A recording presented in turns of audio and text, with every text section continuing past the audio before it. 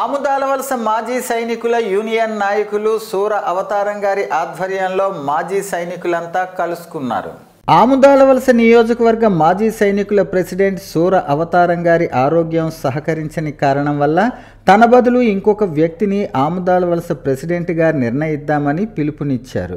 అలానే ప్రెసిడెంట్గా నిలబడే వ్యక్తి తన ప్యానెల్ సభ్యులు, ఒక వైస్ ప్రెసిడెంట్, జనరల్ సెక్రటరీ మరియు కోశాధికార పేర్లతో రావాలని పిలుపునిచ్చారు. ఆపై చైర్మన్ గురుగుబెల్లి సత్యనారాయణ గారు మాట్లాడుతూ ఎలక్షన్ కమిటీ ఏర్పాటు చేసి జనవరిలో నామినేషన్ స్వీకరించి ఫిబ్రవరిలో ఎలక్షన్ పెడదామని సభకు వివరించారు. ఈ సమావేశంలో కొత్తగా ఆముదాలవలసలో సెటిల్ అయిన విశ్రాంత లెఫ్టినెంట్ కల్నల్ పి శంకర్రావు పాల్గొని తన సహాయ సహకారాలు యూనియన్కు అందిస్తాను అని భరోసా ఇచ్చారు.